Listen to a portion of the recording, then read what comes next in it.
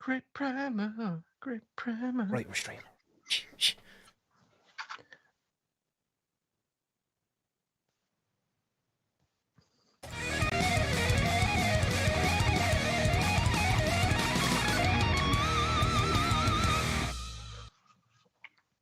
What's the crack, folks? I always make a muck up at the start of these. Welcome to another hobby hangout. And this week we're going to be joined by Nick, none other than Nick from Grey Primer. And here we are, Nick. Way I have the wrong Hello. name up. Jeez, I'm not a professional at all. Absolutely How you doing? You well?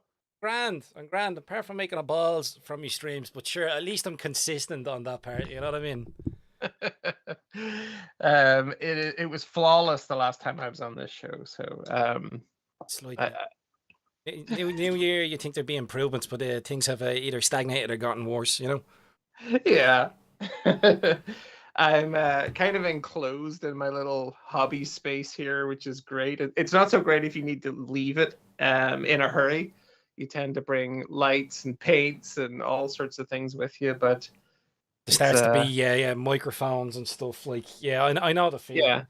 Not much space to move around here either. There's books and random sprues like everywhere as well. You know, I'm a bit of chaos, but it's like, but I know where everything is. You know what I mean? Sure. As soon as anybody else touches it, it's like it's game over. I can't find anything that truly Oh goes out yeah. the window. I'm lucky that I can lock this space, that no one can get in here, because yeah. The shame. Honestly. Yeah. Well, so what's the crack? Do you want to introduce yourself to anyone who's new, who doesn't know you, and tell them channel? Sure. So I am Nick. I run a channel called Grey Primer, and Grey Primer was started a few years ago to celebrate those of us who build a lot of miniatures but never get to paint them. And then it gradually became a channel where I was making dioramas, kit bashing, and then I started to paint everything. So I don't know. If people come to the channel looking for gray plastic, I think they're going to be a little bit disappointed these times. But yeah, it's certainly fun, and it's it's something. As my interest in the hobby has evolved, the channel has evolved with it. But I think you're saved with the name though. You've said grey primer, so you can just be like, I prime them grey and then paint them. You know what I mean? You're still Yeah. covered. Like you've still got the Um, bases covered. Yeah, you were doing a lot of Blood Bowl initially, and then I noticed your dioramas, one of which was really cool looking. The one that you did of the was it a Titan? Was it for Adeptus Titanicus? yeah, I used the Adeptus Titanicus Titan with some of the Aeronautic Imperialis Valkyries because they're the same scale, and I think for every one of the dioramas that I've done, it starts with looking at a kit and then thinking like, what could I do with this? Like, what could I turn it into? Because I don't do a lot of gaming, I have to have an excuse as to why all these miniatures are on my shelf. So if I can make a little vignette or a diorama for them to sit into, I think it just that's where my head goes with them. And the Titan with Siege of Terra books being out, the last few Siege of Terra books, I just thought, wouldn't it be cool if one of those Titans was like knocking on the walls of the Imperial Palace? And yeah, that's what that turned into. But fantastic model, probably the most articulated big model I've played with from Games Workshop. Would be nothing to like Bandai and Gundam builders, that level of articulation that they enjoy. But it's definitely getting there. It's in that direction. Improvements, you'd say, on like previous builds for Games Workshop. Yeah. I've noticed that when because I dabbled in mecha as well, when you could get them, and I found that it's a very different thing to model building. It's like you're building an action figure more so than you're Mhm. building a kit, which I found refreshing because it was different, but also kind of jarring because it was so different. Get me? Mhm. Yeah, it's a little bit more like assembly Mm. than it is model kit making. Yeah, like even the way they snip the plastic pieces off, they don't want to leave any stress marks on the plastic because they Hmm. normally don't really glue them together or do what we would typically do with like filling and sanding and all that sort of stuff. We Hmm. war gamers or gamers in general tend not to be too worried about that. Where I found that interesting with the Gundam stuff. It is a bit different, very interesting, but it is different. You can learn something from it. Yeah, it feels like I mean, there'd be specialist builders in every area of this hobby, but the Gundam builders seem to be much more, the way you would get with like model train people who it would be very precise. Yeah, And they'd go into great depths just setting up very small parts of each of their builds. And it feels like Gundam is like that as well, where you could be looking at an arm panel and filing it down and then using all these different techniques to get it just looking perfect. And for me, those multicolor kits have always been like clicking together. And it's like, wow. But for proper Gundam builders, it's like, yeah, that's the start. yeah. That's These things are going to be painted and weathered, and I guess to match whatever scene their favorite scene in a cartoon, they'd be like, I want it looking just like that.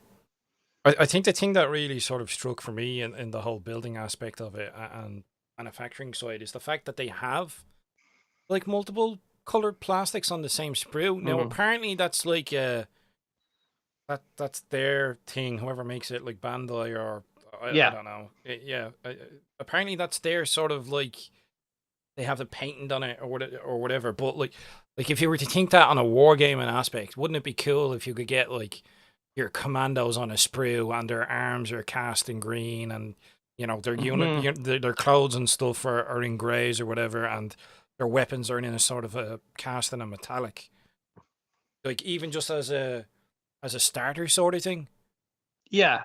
Because you could have something like Intercessor Marines, and you could like have Dark Angels ones or Ultramarines ones, and they would use specific colors within those parts of the build or the manufacturing, so that your Ultramarines would come with blue pauldrons and everything. Your Dark Angels would come with green pauldrons or whatever, and just shortcut that.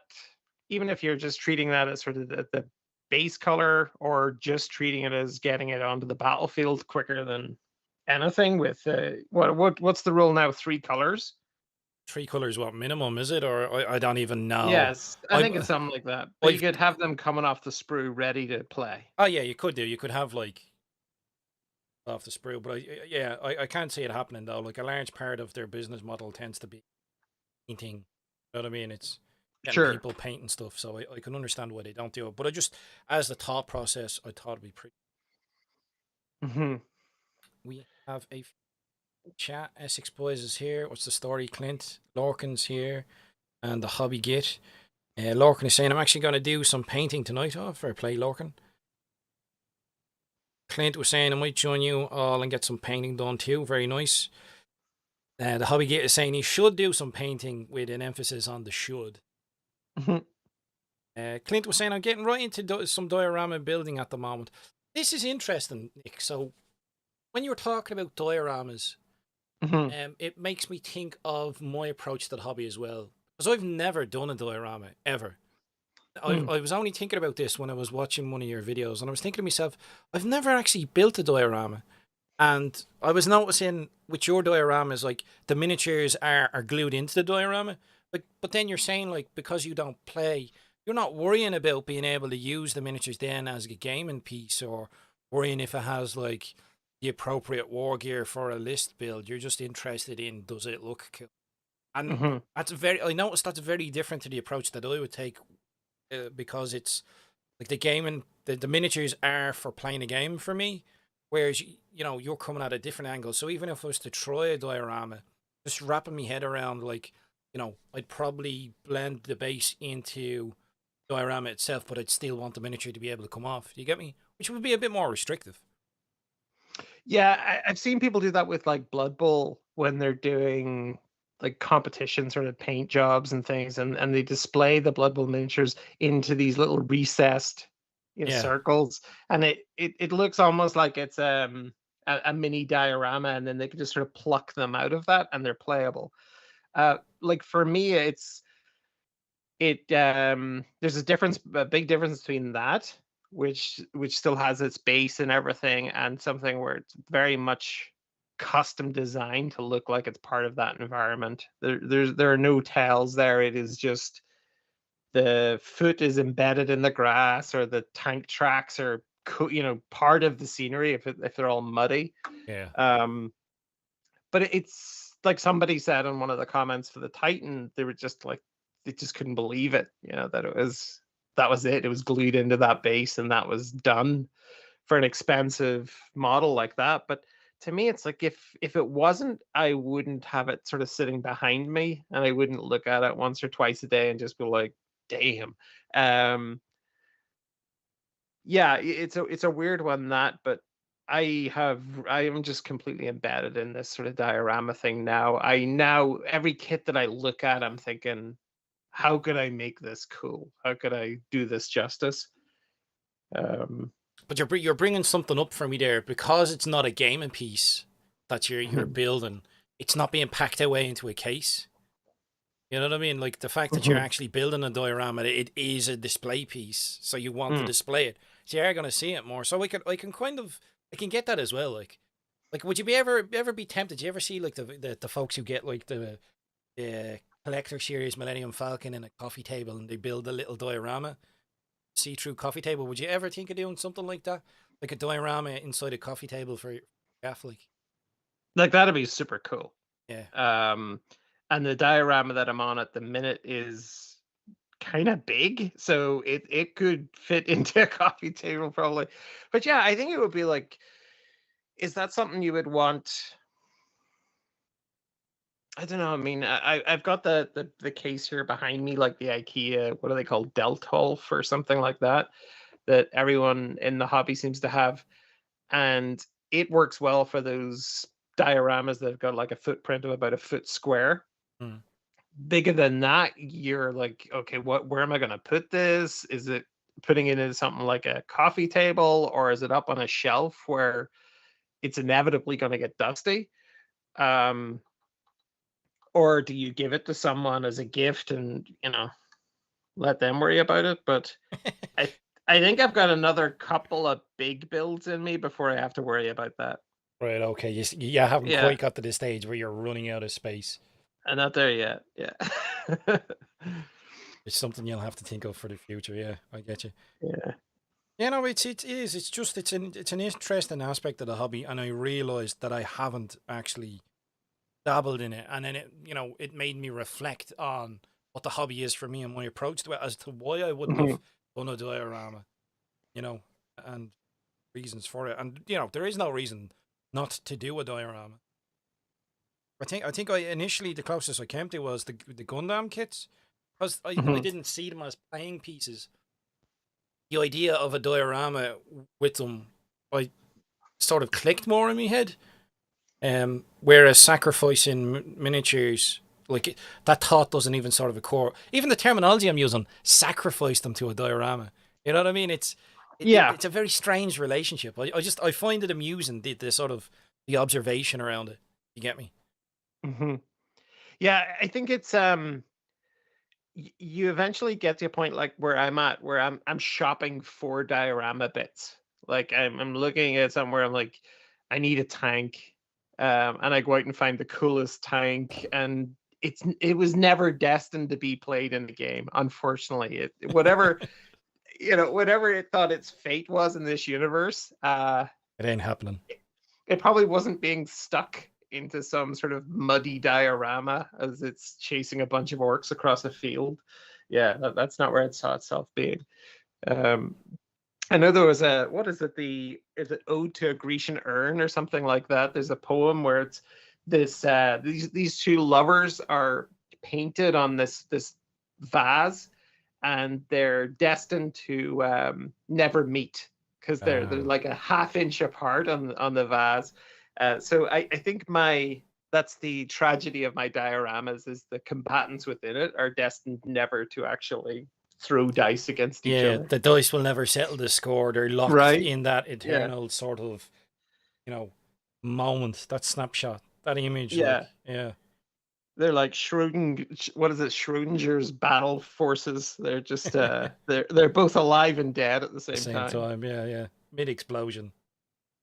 Yeah. I'd be tempted. I would be tempted to try something diorama wise. I just at this moment in time, trying to think would I lean into Battletech, and then what would I do?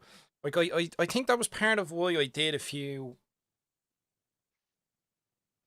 clump foliage sort of explosion markers and smokes pieces for playing games to sort of Mhm. give a bit more of a visual narrative feel. So you know what I mean? Like I really like that ideal. So then maybe doing like I could see maybe like a missile being launched into a mech and then hitting an ammo rack. So you'd have a contrail of the missile going in, and then Mhm. the explosion mid explosion. So you'd have bits of the mech still kind of fragmenting. That would be kind of That'd be interesting so cool. to try and pull Yeah. off. I think if I was to do something, I'd lean into something like that. You know what I mean? Or maybe even have a jumping mech where it's being Mm. rocketed, and then you could use that as its flying stand. Actually, that's Yeah, I tried to do some missile trail stuff with the Titan diorama, and once I'd started, I put the Titan beside the wall, and I'd got the knights climbing up it and stuff. It was getting to that too much point yeah. where there were just too many elements to it, and if I had gone solely for the knight being attacked by a Valkyrie and rockets going into it and things, it would have been okay. But I think with just everything else, it's like, okay, I'm gonna stop this. But I'd already done all of the bits and pieces for it. I just used like copper wire, like a heavy copper wire, to build the jet trail onto, and then I drilled holes into the Valkyrie, drilled holes into the Titan, connected them with wire, and then it would have just been a matter of painting the smoky bit. But it's effective. The only other trouble I had was that these Titans are like 140-foot tall. Yeah, So things like missile trails and stuff would be so tiny that it's hard not to break the sense of scale I get you. um, Yeah, by making them too much. Yeah. yeah. I suppose that's another component you have to take into account. It's add the detail that gives it the sense of scale without making it too busy at the same time, Yeah. and knowing when to stop. Like, is there any dioramas you've done where you've sort of thought maybe I've done too much? Like a good one that I really liked that you brought to Gelcon was the grot tank, and you've got Mm. like the mud trails and then the guy in front, and the little turntable you had for it was brilliant as well. It was just sort of Yeah, solar it worked paneled well. doing its thing. Like Mhm. if you think about it, it's like it's a grot tank, but it's not clustered with stuff, but there's enough Mhm. visual elements to tell you the story and give it momentum at the same time. Yeah, I think it's knowing where to stop is that tough thing that you learn with experience. And I know when I do all of these on paper first. I design them all out and try to think of all the different angles this would be viewed at. It's at that point where I always have extra elements that later on in the build process or the painting process that you make a call on it. Um, and if you're creating elements where you're just thinking this is going to distract, or someone is going to look at this and not know what to look at, their eyes are just going to dart all over the place, then you've done too much, I think. But I come from a photography background, and like the photography I used to do when I was working in press and sports was always about like, where do I want the person looking at this picture to look? Yeah, Like what's their it's not I'm kind of taking control over what I want them to focus on. Um, it's not a voluntary thing. So if they look at a picture and there's, if there's eyes in it, the human brain always hones in on the eyes. After that, they tend to look for things like bright colors or highlights. So in photography, you always try to have those things mean something. So if something is a bright color or a highlight, make sure that it's the purpose of the picture. Otherwise, you're just distracting away from the purpose you intended. And I think that's the same with the dioramas. Is you have too many bells and whistles, they're not going to see the story you're telling. Yeah, the focal point won't Sure. be where you expect it to be, sort of, is it? Yeah, exactly that. So you've brought in tricks from photography, and Mm. like, how do you then translate? Like, how do you translate what you've learned from photography onto your dioramas? Like, what would you do with those tips and tricks to sort of translate it across? So, like with all of my dioramas, it's always like the rule of cool to kick it off. Wouldn't it be cool if Grotz had this tiny, cute little tank? Um, and then when you start to do the drawings for it, you start to do the sketches, it's like, oh, I can see how it would look great from this angle or from above. How would it look? And you're just constructing it at the same. It's probably the same way as people put together paintings or whatever. And I'm thinking from all those angles of, wouldn't this look neat with what's it, a runt herder? Is that what I have at the Oh front yeah, of it? yeah. You have a runt herder out the front Yeah. of the Um, diorama. Yeah. so it's like, wouldn't it be cool with from the front angle looking at him, and then the tank is just behind, slightly out of focus or something? Yeah. So that's where it comes in. And then you did one where it was, yeah, was it the Mauler Fiend being looted off the battlefield with the orcs? Yeah, it's like an orc truck Yeah, like a towing a. flatbed. Yeah, yeah. That's it. Yeah. That's another great one, and I think that's another one that would get reactions out of chaos players or people in general, because they'd be like, Yeah. "How much is a Mauler Fiend?" And you've just like got it chained up to the back of a trailer. You know what I mean? Being Yeah. towed off. Yeah. It's one of those, like, some of the arguments that are put into comments are like, this wouldn't happen. Like, Oh, it's a demon engine, or whatever. And it's like, yeah, I guess the whole fantasy side of this, I was just kind of pushing those limits. I wasn't going to get into the, well, actually, kind of deal on this. It's even with the Titan. I start to get ahead of the comments a little bit when I was doing the video and saying things like, "Oh, his shields are down." that's oh, that's okay. why stuff can attack it like this. That's Because why they're you know those dents in his questions are gonna armor. come. You know the, oh well, Yeah, we'd have fluid shields. I wouldn't. Yeah. yeah. Eventually, you start to anticipate those arguments coming in. Going on. Yeah, yeah. It's pretty funny. I can remember in orc forums back in the day, people, about orc players looting necrons. Necrons, what are they called? Monoliths. They'd be like, "Oh Right? no, it's living steel. It would, it would phase out and whatever." It's like, it's just a narrative, dude. It's, you know what I mean. Just have fun with it. Don't take it. Yeah. Just have weave a little story there. Have a bit of fun with it. Anything can happen. You know what I mean? No, not on my hobby.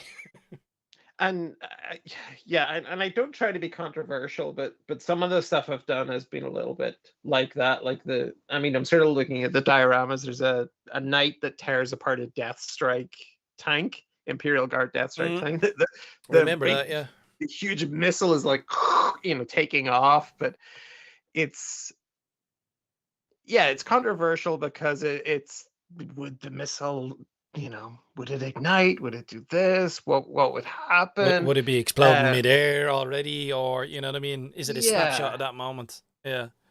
And certainly the diorama I'm working on at the minute is going to be a bit more controversial than that even, but I think it's just, I read a lot of the Warhammer books as well. I get into that. I buy codexes just for the pictures and reading up on the histories of various factions.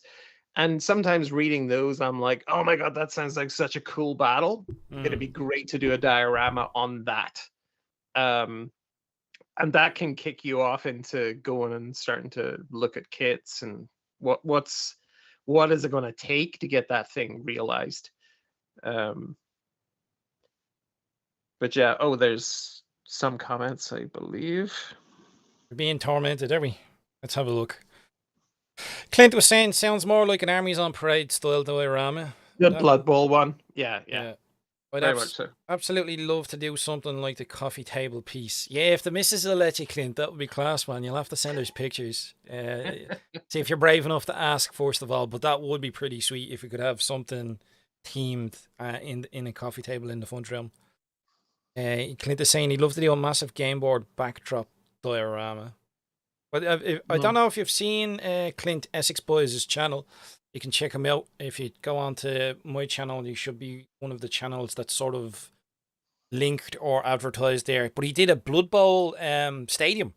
Did a big kick-ass Blood Bowl stadium, and that's so it's all cool. made from like plastic tubing and cardboard, and it's massive, like, and it's all like the bleacher stands, and yeah, it's really impressive. It's like it really sort of brings something alive. Do you know what I mean? Because Hmm. you're playing your game that you normally play, but like seeing two fully painted teams on a board is nice on a grass pitch. But seeing them on a grass pitch that someone's bothered to make little vignettes of stories going on in the dugouts, and all these little narrative pieces weaved into it as well. You know what I mean? It's that Yeah, also that's a nice crossover, I think, like where it's kind of diorama, but it's also still it's the gaming board. You know what I mean? yeah. Like it's world building in that sense, but it's still playable Yeah, yeah. inside that world building. Yeah. It's still usable. You know what I mean? Not that dioramas are bad, but I think that's the I think that's the thing we need to get over is this whole idea of it doesn't you don't have to use it in game. You don't have to play with it. And I think I'm probably Hmm. more open to that idea now that I don't really play as much 40k Hmm. at the moment. Like I'm playing Battletech. Been going like I've played more Battletech I think in the last year and a half than I have 40k in the last 5, 6, 7 years. Like played a lot of BattleTech.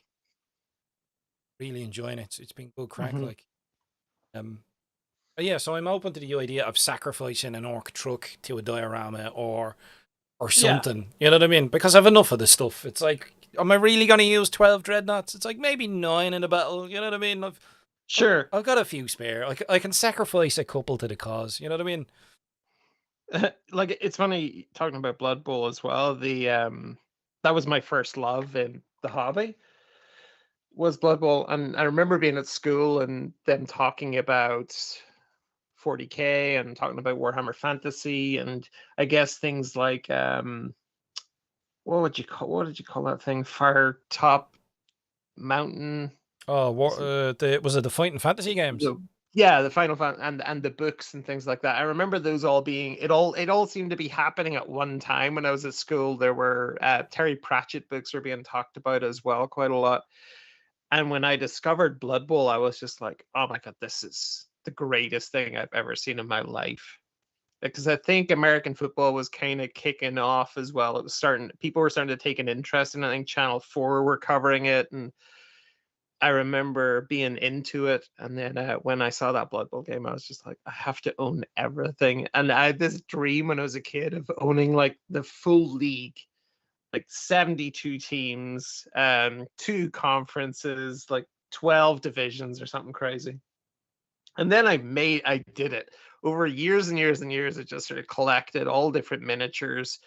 I created end zone banners for each of these 72 teams. Jeez. And yeah, I have them in boxes in here in all their different divisions and stuff. And I think that's going to be my retirement project many years from now is going to be like painting them all up. Oh, so you got them all, but like you didn't paint them up, no? No, I painted a handful of them, like some famous teams like Bright Crusaders or Auckland Raiders, ones like Hmm. that. But mostly for me, it was just collecting the miniatures. And I did a huge amount of research. I went back into all the old issues of White Dwarf, the various supplements and star players, and all of these from all the different editions. And even into that what was it called, the Living Rule Book or something like that. Went through it to find out every single team name that had ever been referenced, and then started to build an idea of like what would their end zone banner look like, what would their uniform color scheme look like. That So yeah. that's a whole other level of dedication altogether. I love it.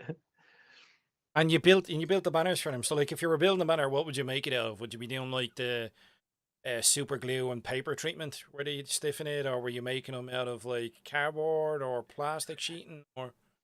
Yeah, so these were like if you imagine like the Cowboys playing the Bengals or something in their end zones, they would have these, the name of the team done in its own font or whatever. Hmm. And then their helmets would have like a logo on it. That's what I mean by the banners. It was those, if you were getting your pitch out, you could just slot that on top. I just print them off on like an inkjet printer or something like that. Oh, so But you've yeah, done designs for them, like? yeah, I designed 72 team logos and helmet logos. Some of them already existed, and it was really just replicating those in Photoshop. So taking something like the Dark Side Cowboys logo from like whatever it was, 1988, and just turning that into something that would work on the new format Blood Bowl pitch, which has got a slightly narrower end zone than the second edition one from back in the day. So you did not think this chat was going to be so much about Blood Bowl. Look, I'm quite happy these hobby hangouts go in whatever direction they're going, as long as it's hobby related. But yeah, no, we've a few of the lads are really into their Blood Bowl. Oh, Mhm. Dame's a fanatic for it. I do have a Blood Bowl team myself, but I don't know what it was about Blood Bowl. I never quite got the bug. Maybe it was just because Mm. I wasn't really into sports, or I like how the game played, but like I also felt it was open to people exploiting it. Like I always felt there was like much stronger teams than others. If you get me, like it seemed like the type of game Yeah. that was good crack with a bunch of mates, and you all have the same mentality to have a laugh.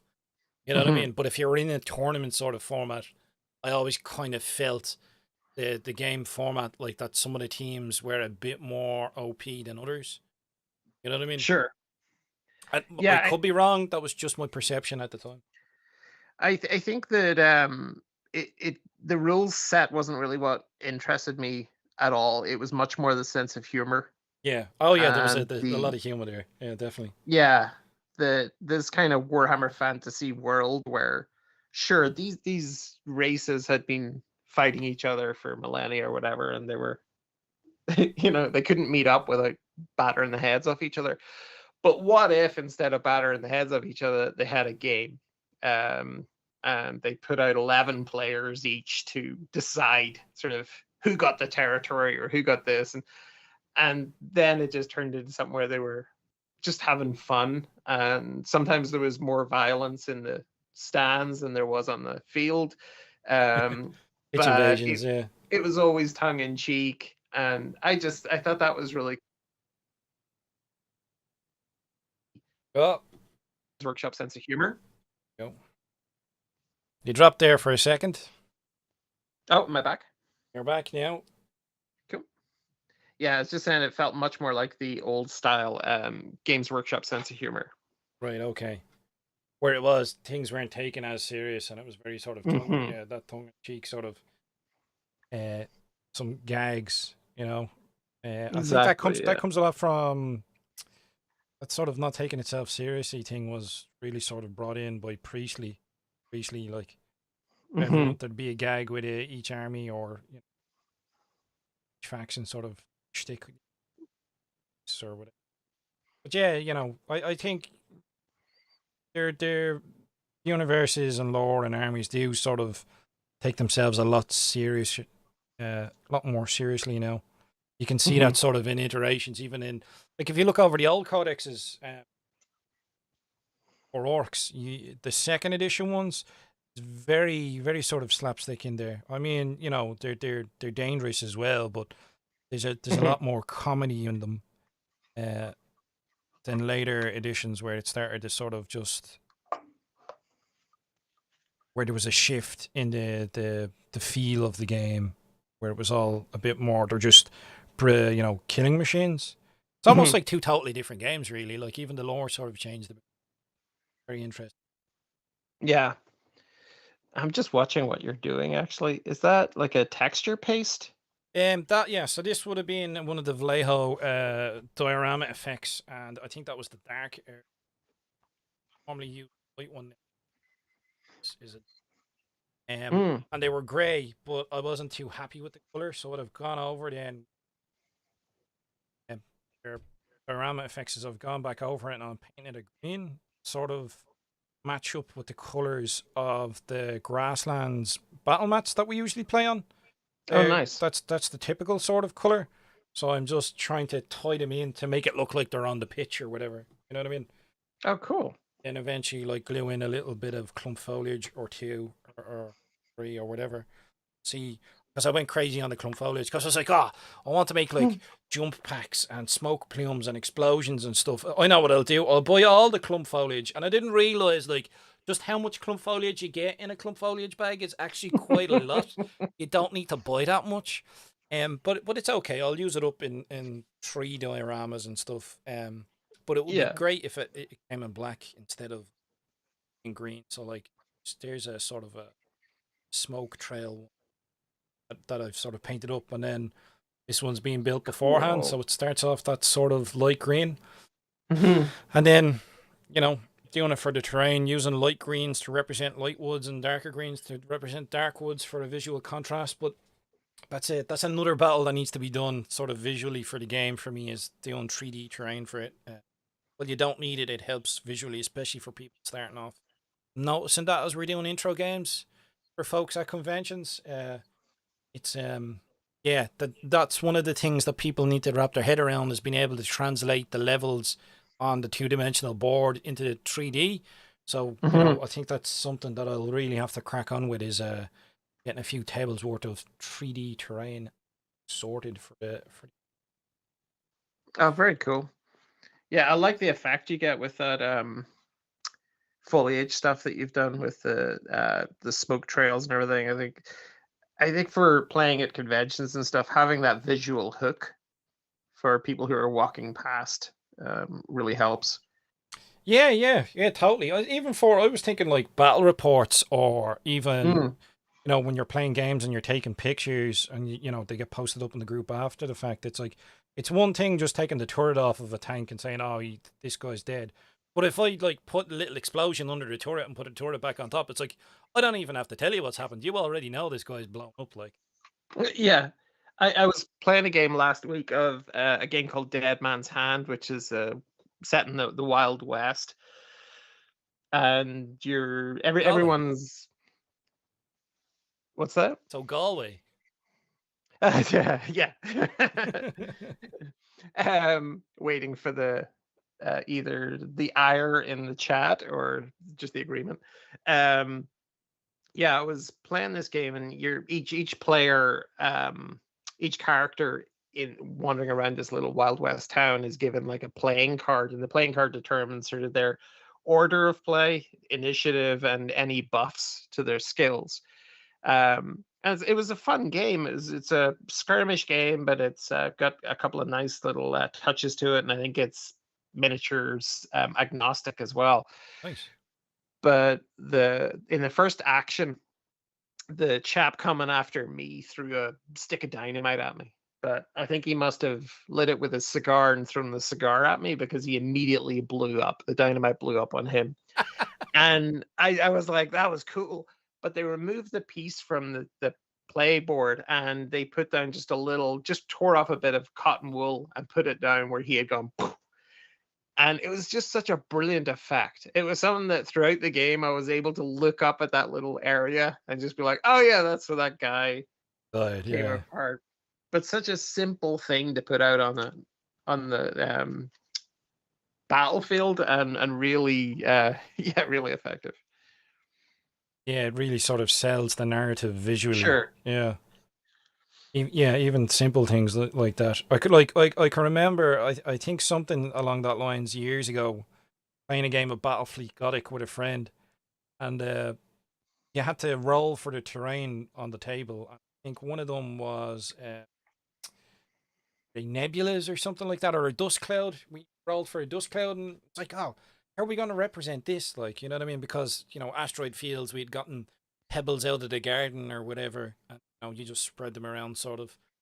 He went to the dry cleaner and got the lint or whatever it was. Ew. Yeah. And I was like, "You're all right, mate."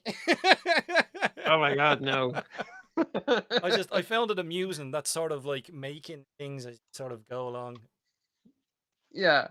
I mean, I'm all for recycling, but no. Getting the best use out of it. I gotta say that for people who make terrain or scenery or who do dioramas, the recycling bin is one of those. It's a challenge to let anything go for recycling. Yeah, yeah. Um, but we're good humans. We always clean our recycling before we put it out. So it's not like I'm digging through anything gross, but certainly there's sometimes where I'm like, I need like a missile, like a big missile, and you go to the recycling bin. You're like, oh, okay. I don't have anything for missiles, but that would be a great castle wall. That would be a great whatever. And you just take this armload of just trash out to your hobby space. Yeah, You just open it's the door, and the missus is like, "What in the hell?" All the cardboard and plastic containers, months of yeah. recycling. Or it looks good because like, hey, you took out the recycling. Yeah, I kind of did. Yeah. Getting letters off the company. Your bins have been empty for the past few months. What's going on here? I don't know if you've seen this. What I'm currently working on. Oh, the look. It's a little. It's one of the lake town houses from Games Workshop's Hobbit game, Oh yes, or Lord of the Rings, or I'm not sure which series it is, but plastic kid, is it? plastic kit and absolutely glorious. Just so much detail in it, all the textures in the tiles and in the wood paneling and everything. It's just really nice stuff. And Games Workshop don't do a lot of civilian stuff. They it's always warring factions, so it's nice to have a building that's not a weapon or a Or a ruin. wall, or yeah, Yeah, I get you. they do a lot of ruins. Yeah, yeah. Is it plastic, the kit? Yeah, the whole thing is plastic. And it was reasonably priced as well. And it comes with lots of little. There's like a little boat with it, an outhouse, some docks for going out into the lake. Um, and yeah, it was just one of those series that I'd overlooked. But it actually scales really well for Warhammer. Oh, yeah, because I know I've heard that the Lord of the Rings stuff is slightly smaller. I know it Mhm. was back in the day. I don't know if it still is, but I know that there was a slight difference in scale, the miniatures. But at that size, I suppose it's not too much of an issue. It's like if it's, if it becomes massively different, notice Yeah, a lot more. yeah. I think the miniatures might be. I don't own any of those, but certainly as a building, it's fine. Yeah.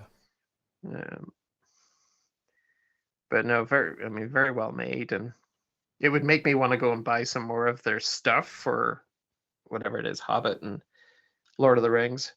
Lord of the Yeah. Rings, Hobbit stuff. Yeah, no, like when you were holding the kit up there, it was reminding me of people who either print off or they buy kits for their Dungeons and Dragons. It's very sort of that fantasy esque kit. Like it Mhm. looks generic enough to be in any sort of setting. It doesn't just scream, Games Workshop specific brand. You know what I mean? Like it's not absolutely Yeah. plastered in skulls, so it's not in 40K. Like. It probably will be when I'm finished with it. Yeah. The I'm trying corn to think in of or actually. something. Yeah, yeah.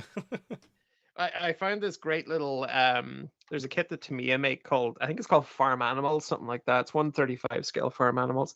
And most of them look way too big beside GW stuff. Hmm. But there I did find like a rabbit in that kit, and I have it hanging up on a little hook like it's been caught.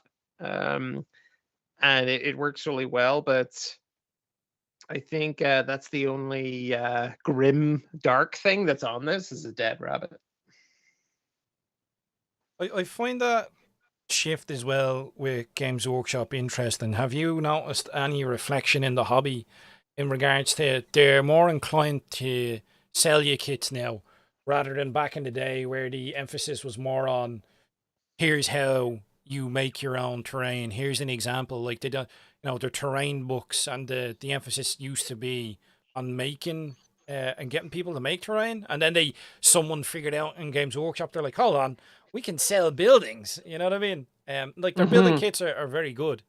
I do find that they're very good. But have you noticed, like, even in regards to dioramas, that like do you deal with dioramas more? Do you find that there's less of an influence in that regard because people don't make their own terrain as much anymore, or like gauging Yeah, it yourself, looking at it? What do you think? I think the big difference, the big change in terrain has been with things like Kill Team, where you get these like just the really heavy lumps of plastic for walls and even ladders and things like that, and floor panels. And the kits that they've been releasing in the last couple of years, which are just the terrain part of maybe what was a starter set or something like that Mm-hmm. 6 months before that, are obscenely expensive. It just Yeah. seemed like a ton of money. I know that those pieces of terrain are going to last for a century or more. They're so solid. They're forever. Um, so in the long term, they make sense value wise, but I don't know. There's just um, for dioramas and things. I don't think there's any kind of push within, from what I've been reading in White Dwarf, to make your own. Yeah. I've even on the paint and chat thing they do on a Friday night on Twitch, I've never heard them really talking in those terms. And I think that's just, they're protecting their IP, they're selling the stuff from their own IP. Um, Yeah, just the shift in emphasis. We now sell this, yeah, therefore, why would we still be telling you to build sure. your own? Like, Yeah, even I mean, I asked a question on Friday of them about like flow improver and airbrush extender, and they immediately reverted to talking about the things that they sell, like Lamy and medium or contrast medium. Or I think the only where place they met me midway was they said water. They use water to thin their paint sometimes. That's the only non-GW product they mentioned in the entire answer. Yeah. they'll give it time. I'm sure they'll bottle their Yeah. own. There was that April Fool's joke many years ago, the water, wasn't it, or something like that, which was pretty funny. I think the Citadel sand is bad enough. Ah, That is like just children's sand for like play pits or whatever, and they charge a lot of money for a very small amount of it. I'm in a leg. Yeah, and that's fine. I mean, that's if people are willing to pay for it, and I hold my hands up. I bought a pack of it. Oh yeah, I did too. I can't say anything. I think I only ran out of it there not too long ago when I started basing like 120 grots the sand. I was like, oh well, at least I got me use out of it. You know what I mean? I've been sitting on Yeah, it for 12 years or something at that stage, so getting it used up is grand. but I know I talk about going to like the recycle bin and stuff for bits in the dioramas, but I also go for a walk around the garden when I need like if I can't find a stone at the right scale, I'll go into the garden and I'll start digging around in the grit and see something that's, just that right size, that tiny size. Because yeah, I go and buy like I think it's AK make the little gravel things. You've got Geek Gaming as well, make gravel and stuff and little pebbles. But sometimes just going into the garden is all you need to do to find the right thing. Yeah, just buying a tub that says hobby on it is they're always going to be a bit more pricey. It's like anything like that has the word tactical in it and is in black. It's always going to be more expensive than like the standard version of it. A tactical spoon, Yeah, shove a bit of Velcro on that and you're away. You It's can got, it's add got 20% to the price. it's got some molly on it. Oh yeah, fucking. Yeah. We'll have a look at the comment section again. Solving the abuse is here. What's the crack dread? How are you Hello. keeping? Solving the dread used to do different dread to the dread, the orc dread that we're used to. There's lots of dreads not Mhm. used to do a fair bit of machinery back in the day. We have Lorcan saying, well, I finished my planned painting for tonight very quickly. A two-tone urban camo on 10 Battletech minis. Going to do leopard spots onto the camo during the week. Oh, very good. Nice bit of progress. Wow. Um, he's, That's u- ambitious. he's using the airbrush, I think. Is it? Good man. Like, some decent patterns. Clint is saying it feels like all of GW's games, Blood Bowl is the one that had really kept its sense of humor. I Yeah, think for so. I sure. think you're right there. I think when we're talking about humor being lost, I think it's sort of Blood Bowl's like fantasy adjacent. It's kind of the fantasy world, but it's its own world at the same time because it's got like Hmm. the what is it like the jokes, the like TV network or whatever, or the Laystones or something like that. Oh yeah, That sort of Jim and Bob, the yeah, Jim and commentators. Bob. Yeah, Yeah. yeah. It's got its own sort of thing going on at the same time, which is I've always found kind of amusing. But yeah, I think you're right there. I think like you know, especially seeing some of the cheerleaders that they've brought out over the years, it's definitely kept its sense of humor. Yeah, the orc cheerleaders still Yeah, haunt me. Jesus, they do. Yeah, suppressed memories. Google them at your own risk, folks. That's all I'll say. Love all orc cheerleaders. Um, what else have we got here? Lorcan is saying, or Tim nearly missed Tim's comment. It has, although I feel in the case of the Blood Bowl, it has too. Tim feels it's lost its humor. I don't know. I think it's still there. Lorcan is saying, I made train for Babylon 5, a call to arms way back in the day. Stellar clouds and nebulae. I printed out space photos, melted them on card, put them to shape. Smart. Sounds like a work, yeah. Made asteroids out of chunks of styrofoam that I Oh, dripped glue onto and melted them. that does not sound safe. No, yeah. I'm sure he was left with a headache. But I understand the visual. I had when we were playing Battlefleet Gothic in London, back in when I was living in London and we were playing it, there was one of the guys was just like this creative artsy dude and he was awesome. He had his own like Tyrannid fleet, but he had based it off of the art styles in the book and he had sculpted them all from what did he sculpt them from? The stuff that's made in Bleeding Wales. I forget the name of it. It's like the ceramic color version of it. Um, Okay. I should know what it's called. It's not green stuff. It's sort of that. Uh, what's it called? Milliput? That's the one. My brain is not. I'm Is like that made in I can Wales? I visually didn't like know that. see the white box and the red writing and the red trim in me head and the like warning symbols, and I'm like, why? Oh, yeah, Milliput. He made it all from Milliput, but he did this really cool conversion, alright? So it was like an asteroid. So he done so that it was like a fat asteroid. If you've ever seen, I know what it reminds like the Gorillas, Demon Days, where there's like if you've seen the video of that, where there's like this sort of lighthouse that's on this chunk of land, and it's just Yeah. sort of floating, but it has that sort of like it's being pulled out, like it's a carrot that's being pulled out of the ground that sort of tapers down into nothing. So he had a piece of land like that, like an asteroid like that, and he'd build a little settlement, and he'd gotten like half of one of those balls that you get out of a vending machine, and had Hmm. glued it on to be like the hab bubble, and had built like a little tiny airlock, and it was all small, but it was awesome. Like it was like this like space habitat, and it was just something so simple conceptually, but like the execution on it was brilliant. You know what I mean? Like you looked at it and you're like, That's so why the hell didn't cool. I think of this? You know what I mean? It's like something so simple. That with it, like literally just like half a bauble, glued it on, and it's like, yeah, it looks, yeah, brilliant. I love when people do that. When they integrate something so well, it doesn't even look like the. Because you're looking at it and Yeah, you're going, well, what did you make that from? Oh, that's this. And you're like, oh, yeah. I love that.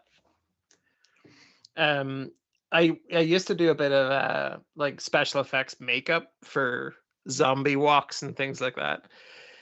And I would do a lot of that stuff as well, where I'd be going into Art and Hobby, which is an Irish hobbies chain, and getting the little polystyrene balls and things like that that they sell, cutting them in half, like PVA gluing them to someone's face, and it creates like an incredible boil. And then you've just got to like paint in the colors and things.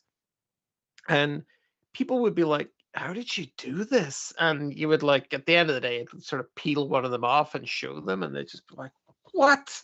Like, how do you make the jump between these raw materials you're seeing? And like I said before about like looking in the recycling bin, how do you make the jump from there to there? And I think it's for me, I kind of just stand there and stare. Like if I'm in art and hobby or something, looking at all where all the polystyrenes are, where all the raw materials are. I just kind of go into a zone of trying to think through where I could use those. And it's probably the same thing when I look at a model kit. I'm thinking through what I want it to end up looking like. What could you do with Um, it? Yeah, what it could be yeah, used. Where? and sometimes it's just like it's going into the bits box. Like that's its destiny. It's going to be used for other stuff in the future. I don't know if you've seen it. There's an Age of Sigmar multi-part thing has just started. I think it's on like issue 2 at the minute. Yeah. Oh yeah, There's no, like I've seen one or two. Yeah, yeah, in Neeson's. yeah, like orcs versus humans. But the issue that's out at the minute, I think, is about €8, and it comes with 10 cruel boys. Right. 100% going into my bits box. Yeah. But yeah, there'll be at some point in the future where I'm doing like an orc tank or something, and I'll be like, wouldn't it be cool if there were shields around the outside of this thing? Right. Yeah. Yeah. And then I'll start snipping the cruel boys. Yeah. Snipping their shields and getting some Stealing use their out of them. stuff. That's Yeah. it. Exactly. Yeah, I suppose. Yeah, that sort of thing. Thinking ahead, but then you've got the. It's a double-edged sword. It's like you need the space, and will your missus catch you and kill you? What are you Right? bringing into the house now? What have you got? Yeah, and I think that's kind of the case when I used to be into the bigger Lego kits. Um, Jesus, some space, don't they they? take up a lot of space Cost a because pretty penny too. Like they're not yeah, cheap like I went into the new Lego store in Dublin, on and Grafton Street. yeah, and I couldn't get over just how much it was geared towards adult buyers. This wasn't like for kids. These were €400 or €500 kits. Um, Gone are the, I don't know, ones for like a tenner. This was all like serious stuff and a big commitment to where you're going to keep it in your house. Yeah, I think if you're looking for that sort of thing, I tend to because I grew up on Lego myself, and I was always getting Lego for Christmases and birthdays. Uh, I have a younger brother and a younger nephew, around the 9 or 10 age. Uh, I tend to buy them Lego, so I tend to go to Toy Master for the kits, and it's the 30 quid range of they get Hmm. like an ice cream truck or a tractor or whatever the kit is. It's like a vegetable stand if it's if they like their Lego City, you know what I mean, that sort of thing. But Sure. but yeah, I felt it wasn't that the Lego store itself wasn't aimed at that demographic at all at all. I mean, there was bits No. and pieces there for them, but they were selling like Eiffel Towers and like these big massive kits for big money, like, which is not surprising. It's on Grafton Street after all. So, Sure. Yeah, they got just to pay the rent. exactly aimed for that sort of client. But yeah, I don't know. There's definitely a change in what I get out of kits when I got more and more into model kits and Warhammer and stuff, where I find it hard to go back to Lego. Mhm. I was just even the process of following the instructions and building the kits, I was getting a lot less out of it, and I think it's because with any plastic model kits or resin or metal, whatever you work in, before you can connect part A to part B, there's all these steps. You're removing it from a sprue, you're cleaning up mold lines, you might have to do a bit of work to get it to fit snugly, then you're applying glue, you're maybe cleaning up mistakes with the glue.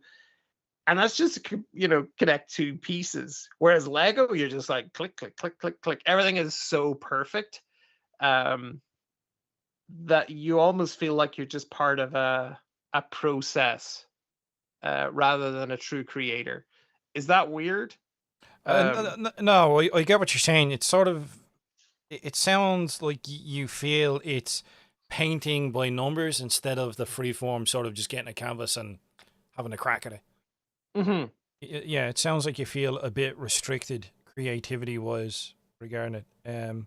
Which I can Yeah, I understand. mean, Yeah, I can totally understand. and there's less wiggle room to do it the way you want to do it. Mm. Whereas you talk to 20 different model kit makers about how they clean up mold lines, and you're probably going to find 10 different ways that they do it. Whereas you talk to 200 Lego builders of how they connect that piece to that piece, they're just going to be like, yeah, just click it in. Yeah, I don't know. I think it just depends. I think it's if you get really into something, um, it may you may find extra layers in it. But I never really Mm, got into Lego on that level. But I have watched videos where guys are in engineering theories for engineering components with Lego, and they've done crazy stuff. Like I don't know. I get what you're saying, and I feel that way with it as well. But the thing that I like about it over the modeling is that there's no permanency to it. So mm, there's no fear of making a mistake.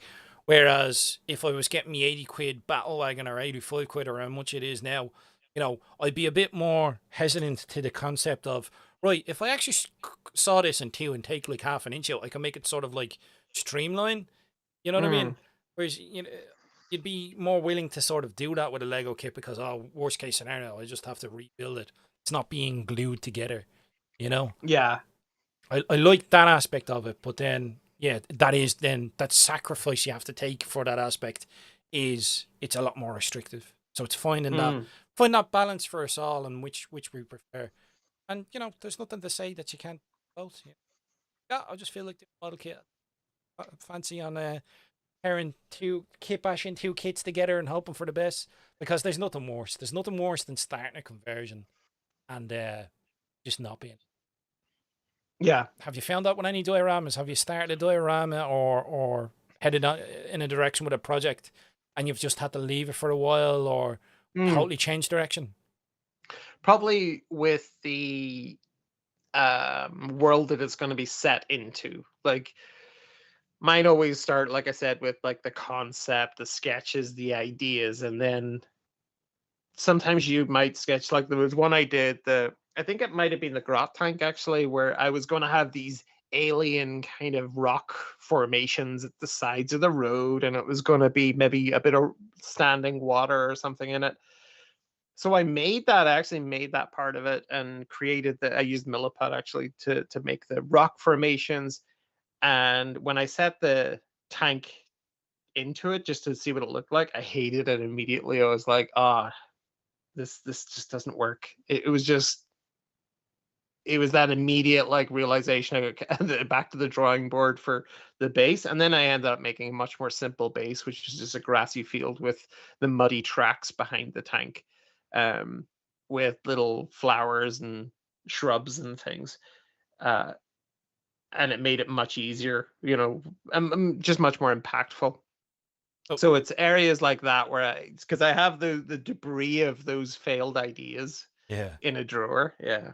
Oh, geez. Yeah, that might be a decent video in and of itself. Yeah. The drawer of, you don't know, drawer of lost dreams or something, or I don't want to call it failure because it's experimentation. It's not a fail as Yeah. such. They're like outtakes, I guess, in the process. Putting room floor drawer. Yeah.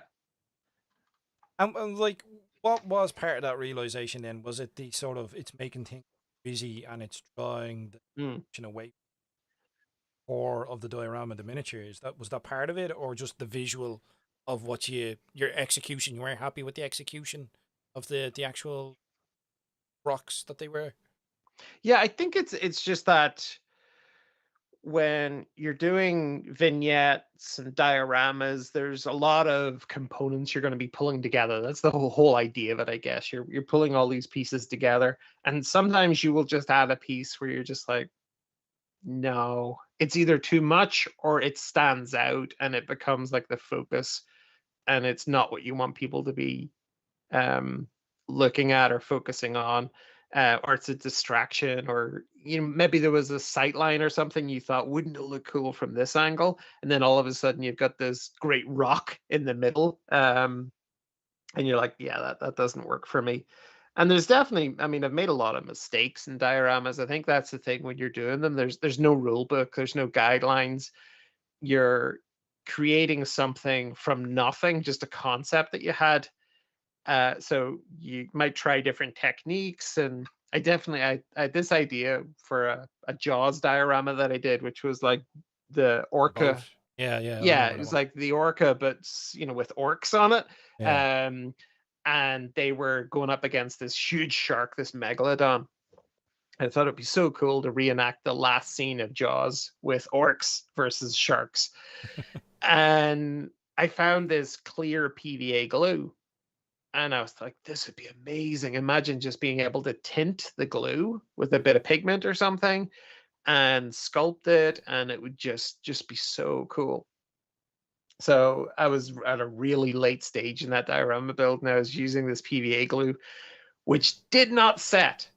It was just liquid. It didn't matter how long it was out for, it did not set. And I'd committed a huge amount of time to it. And then I was like, okay, maybe if I create like waves out of milliput, maybe there's something I can do here. And to this day, I think there is liquid PVA inside that diorama. Because I've definitely felt its weight shift if I tilt the whole diorama. So I think there's somewhere in there is a little cavity that's forever full of Of yeah liquid of, clear of of PVA. clear PVA. Yeah. Um, but yeah, I mean those mistakes are the next time obviously you wouldn't do that, but um, You're coursing I clear PVA in for the rest of your days. Bastards! yeah. Bastards! And I think when you're goofing around with stuff like that, there's nothing on YouTube you can find. You can't go and search for what to do if Your when making a PVA doesn't set. yeah. Get the hairdryer output. Well, that's not gonna work here. And I think I was building that when GaleCon was on, one of the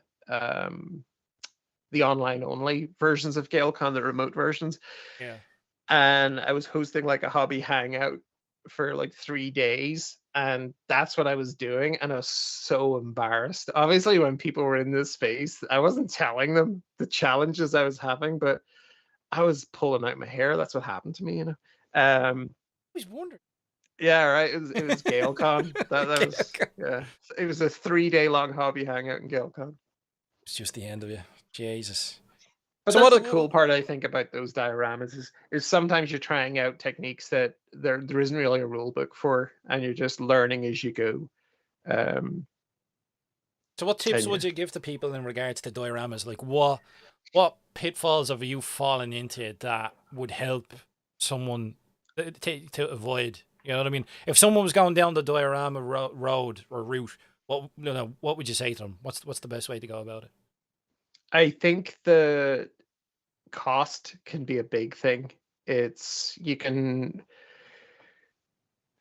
you accumulate materials when you're starting to do dioramas. You go on to like AK's website or Ammo or Green Stuff World, and you're like, oh my god, I could really use those little yellow flowers or those green tufts or that moss effect stuff or those textures, and you're already up into hundreds of euros worth there, even just Yeah. the stuff I've talked about.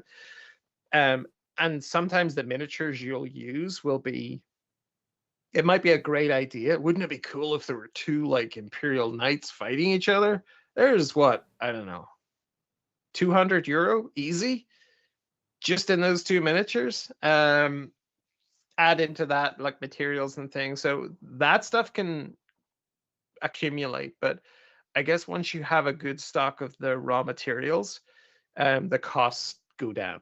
Um, but I think that it's I couldn't talk about other people's processes, like what would be good for someone else doing a diorama. For me, it's starting with a sketch, starting with an idea of like even something I might read in one of the Warhammer novels, where I'm like, wouldn't it be cool to make that just that one battle scene, like the Hmm. one I did for Devastation of Baal using the McFarlane um, action figure Marines and a Gene Stealer. That just came out of thinking like that would be a cool scene to have and then in a diorama, um, and just taking the time, not rushing into it, taking the time to plan it out.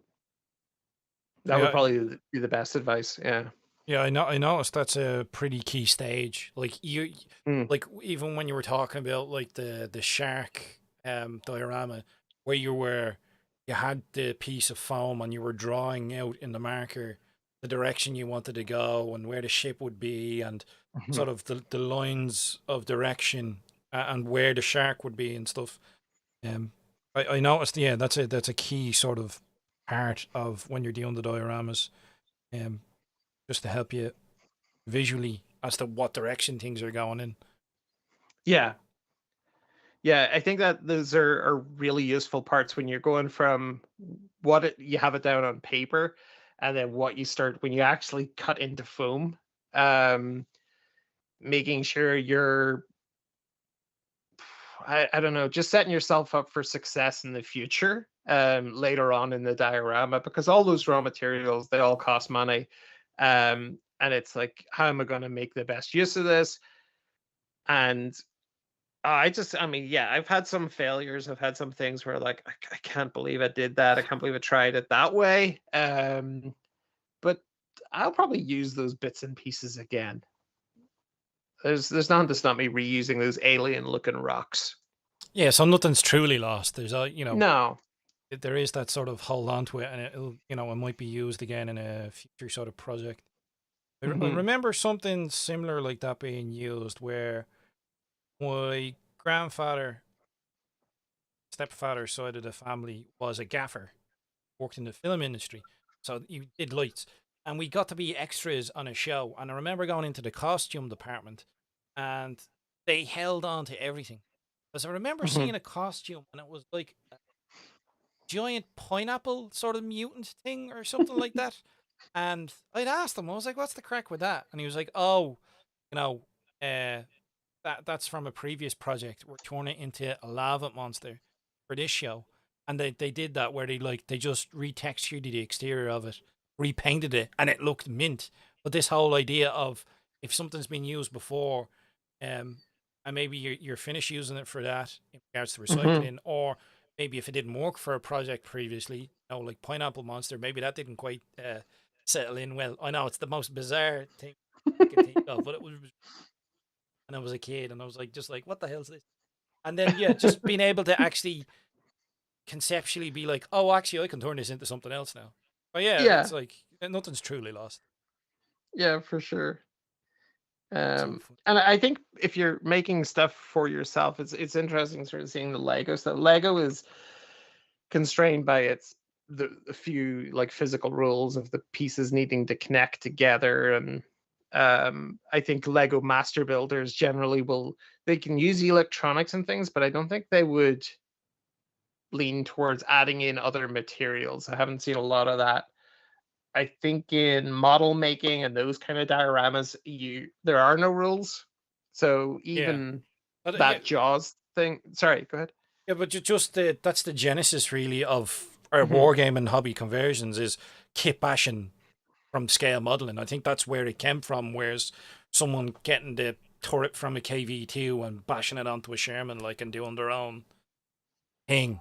Like that's the genesis of conversions for our wargaming because the guys who came up with the wargaming, that's the background they came from, so they ported it over. So it's that sort of system is grandfathered over. You know what I mean? That's why I like Orc kit bashers so much. I just think the stuff that people make for their Orc armies is just fantastic. Because it really leans into that, just like upcycling from the battlefield. Yeah. Um, I think they're fantastically entertaining. And I mean, there are actually, speaking of Lego kits, there are actually some prime Lego pieces that are absolutely mint for using in versions and kit bashes. Like some of the pipes that they have, some of the flexi pipes do great power cables, and track wise, you can get your hands on some of their Lego Technic tank tracks. They're very plain, they're not branded in Lego, so they actually look Ooh. very good. If you do your own sort of running gear and get some of them, that would save you an absolute age in making your own tracks. Um, so there are some, Lego's good. The temptation to raid the old Lego box does crop up Mm. now and then. You know what I mean? And I've seen a lot of people who are making molds and stuff use Lego. oh yeah, yeah, their mold box. So what they're Hmm. pouring into it, they'll seal it off because it breaks down. It's instead of having to buy styrofoam and hot glue and rip it apart every time. It's Hmm. just with Lego. It makes great filler. That's it's reusability, and it's everywhere. You know what I mean? Yeah, because I want to use some of that, the resin for like, river effects and water effects. Yeah. And I've seen people making dioramas on YouTube where they're putting like a wooden surround on it or plastic card, and then they peel that off at the end. And sometimes it can be quite a destructive process where they Yeah. take off the plastic and it like pulls out a chunk of the foam. Or damages the resin, which is Ooh. supposed to have this like perfect effect. I've never seen them like with the resin still liquid underneath. That would be what happened with me. But Ooh. I think maybe something like a Lego enclosure could Mm-hmm. work really well. And I know you can get that sculptor's Vaseline, which is you could maybe coat the inside of the Lego wall with that. And just seal it all together then, yeah. Yeah. So I might try that out. Yeah, that's it seems like an interesting idea. I suppose when you have that sculptor's Vaseline, that would be the only thing I'd be wary of would be leakage with them because they're not air or watertight. When it comes to your resins. Oh, Haven't is that right? Would it leak through the Lego? Oh yeah, Lego's not like watertight. Like it's not. So you'd have to seal it in some way. Maybe if you'd like taped one side of it. You know what I Mm-hmm. mean? If you'd use like masking tape or something, or you'd have to do some. I haven't tried it. I've only dabbled with it a little bit. And I do it with. I did some parts back in the day for Battletech again. Um, and when I was pouring the silicon in, I was making a silicon mold and I poured it in, and it was just a 1 part mold. And the silicon only penetrated a little bit, but because of its viscosity and its curing time, it was fine. But the resin, I think you wouldn't have been able to. You know what I mean? So I think Mm-hmm. you'd have to seal it because there's been some guys who've done like Lord of the Rings dioramas and stuff like that. They've done like the whole table where I think it's Osgiliath. Is it? Is that the city that's half sunken? I think it's Osgiliath. I could be wrong. And they've done that, and they've had to do a big boundary of it. And I'm looking at it, and they're using foam board or whatever that needs to be destroyed to take it off eventually. But if you were doing the Okay. likes of that, you'd have to sort of seal the Lego on one side with like a masking tape or something like that. You know what I mean? It would Yeah. require a bit of effort, but it's doable. Okay. I'm gonna try that out. So we'll dive back into the comment section and see who was saying what. Very Silent Mouse is saying morning all. Good morning. Either you're on a different part of the world or very lazy. I don't know which. Larkin is saying, yeah, half an hour with the airbrush to do the decent coat of light grey, followed by splotches of dark grey. Ah, that was for the forces that he painted up really quickly. I thought as much. Mhm. The hobby is saying, I meant it as to keep a sense of humour, otherwise blah blah just wouldn't work the way it does. It just wouldn't be Mm. well. Yeah, I think the sense of humour is a key component of it. It always seemed to have that sort of tongue in cheek sort of play style to it. I still Mhm. think it's the same. I don't know. I haven't really dabbled much in Blood Bowl. Yeah, it does. Yeah, for sure. Lorcan is saying he didn't damage with them. That's good to know, Lorcan. That's good to know. When you said multi-part thing, I thought you meant a kit that was destined to be box. Well, that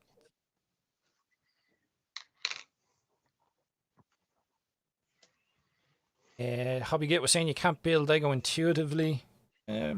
Maybe. I don't Hmm.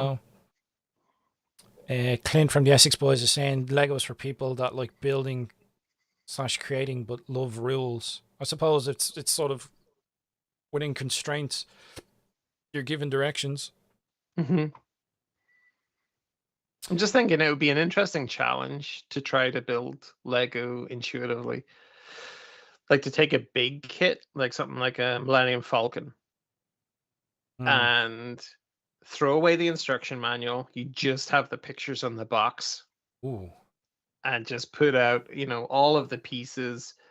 Maybe even I know the bags would be numbered in big kits like that, so maybe even throw away those bags and just have a pile of Lego Just and have an the pile image of of bits. Yeah.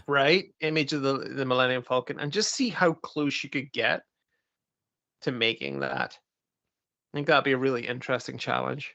Deeply frustrating, but interesting. Yeah, it's like servicing your own engine, being left. How many bits would you be left with after the fact once you built Yeah. your version of it? It's like, well, I didn't need all of this, and you go to lift it, and Yeah, structural. Yeah. I'd say smaller kits you could probably get away with it, but bigger ones, yeah, bigger ones that have like caverns within them, settings and stuff. Yeah, Yeah. Interesting's a word. Yeah. interesting. Yeah, definitely. Like even some of the like the sort of little plinths, like the Star Wars helmet ones, the way that they're put together, they're very solid. Like Hmm. it's like there's a core built, and then you're putting all the pieces around it. They're very interesting. Like that wouldn't have been how I would have approached it as a kid. Because what would happen was, anytime we got a kit, um, for Lego, the box didn't stick around and the instructions didn't stick around, and it stayed in its form until it got broken up eventually and ended up in the Lego box. And I can guarantee that it hasn't been in that form again since it went in the box. So it was always just when we sat down to play Lego, we just like I wouldn't even know what I'd be building. You know what I mean? I'd just be Yeah. like, "That's a cool part. That's a cool part. That look, if I put them together, that's a laser cannon. And if I take these two parts here, I can start making legs. Oh, sure, we'll make a giant robot with a laser cannon. Whatever. You know what I mean? Whatever it would be would not have wheels because my brother always nicked them all for his construction vehicles. The bastard. Sibling rivalry for the first. But yeah, it's yeah, it'd be interesting. Would be interesting, but I need to dabble more in doing conversions. In all honesty, and dioramas. I have never done a diorama, so I need to do one, even a So small one. what would you do if you were thinking about doing a Battletech diorama? Because honestly, I couldn't find a decent Battletech diorama when I went searching for it a few weeks ago. I think There were a few like kind of dioramas, but it didn't really. Yeah, it was like the scale was off on it or something. Like, what would you do with, say, a First Strike box? I I'd want two mix. So I have a piece of paper here, and I'll draw it up. But basically, I'd want a mech that has like missiles. So say that's its base. Whatever. Like say we had a catapult, or a really good. So maybe angling up a bit, missile launchers or whatever. Yeah. Hmm. I'd want to Hmm. have that as the base part, and I'd want to do like a contrail coming up and hitting maybe a mech that's a bit more dynamic Mm. coming in, sort of. You could do some of them that have close combat axes, like an Axeman or something like that. Hmm. Some mechs that have axes, and you could have this guy firing the laser lance out, or his laser. So you could do that. I don't know. Maybe if you could get like clear plastic, like there's an old trick that the scale modelers would do, where they'd put a lighter to a bit of sprue and stretch it out, and they'd make like their antenna cables for ships. Hmm. So you could do something like that maybe, and with a bit of clear red plastic or something. So you could do a laser being shot out, and then have like a missile coming up and hitting this guy, and maybe sort of exploding out a bit. So you could Mm. use that as the anchoring point, and it sort of gives you that dynamic. With this guy not being so static and being twisting and aiming towards this guy. I'd do something like that. Yeah, you can't really see. Hold on. Maybe if I Sure. change the light. Something like that. I'd do. Yeah, that.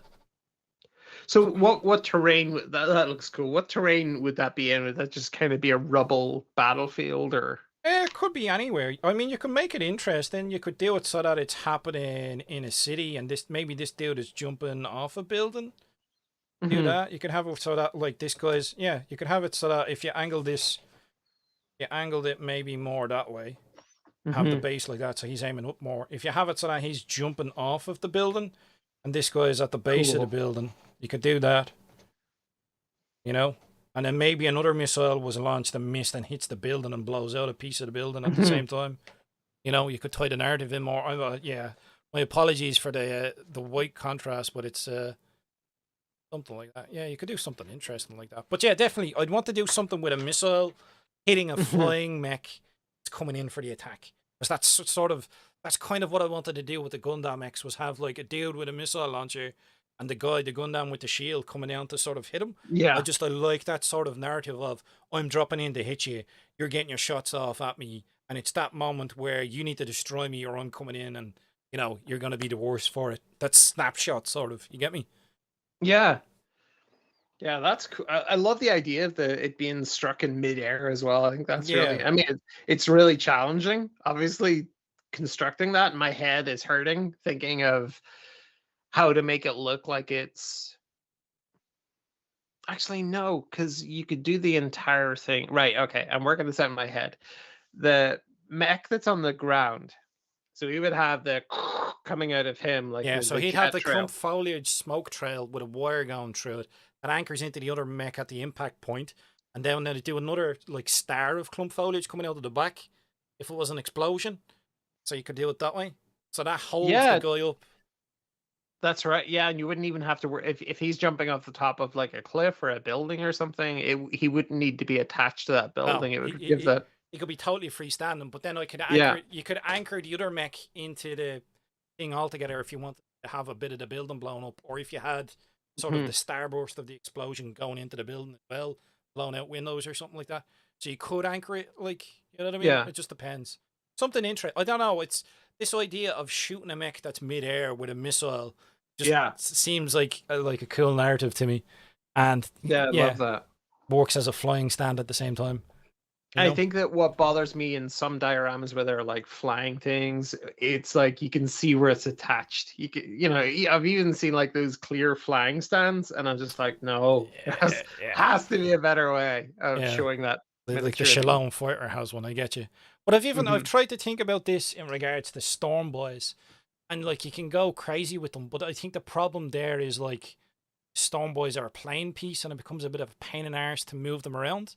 Yeah. Whereas I think you could probably execute the same sort of thing. I've thought about it in regards to like some of the Orc fighter bombers, like the Borna bomber, which Hmm. fires. It's got missiles again, so you could do missile trails coming down off of the aircraft and get them exploding midair because they're supposed to be like napalm or whatever. So you could do something similar, but instead of it shooting up, you could have it firing a missile down and exploding, and just have the contrail going from the aircraft down. You know what I mean? Yeah, that would be very cool. You can do that sort of thing as well. But then it's again, Um, it's like that's a play. You know, is that a playing piece or is that a diorama? Because if that's a playing piece, that's going to be a pain in the hole to lump around. oh yeah, You know? yeah. And I think it's like some of the Warhammer 40,000 stuff, which has these incredibly intricate bases, um, where it's like they've almost done them like mini dioramas Yeah. in the base. And I always think, isn't it kind of weird that because there was one I think it was called Bayard's Revenge, where this Black Templar running a orc through with his sword Oh in yes. on the Yeah. basis, like, wouldn't it be weird that he's kind of wandering around the battlefield dragging this orc with him, the whole time? It's like that's kind of strange. He's flexing to the rest of his brother Marines. Hey, look what I Yeah, got. You know. just What this about you trail of lads? gore behind him. Yeah. Oh, talking to all the But it's neophytes. funny. Those are rookie numbers. You need to pump them up. You know. You were saying about the aerials and stuff using like stretched sprue. I always use the inside of like electrical cords because you got that different grades of copper wire in there.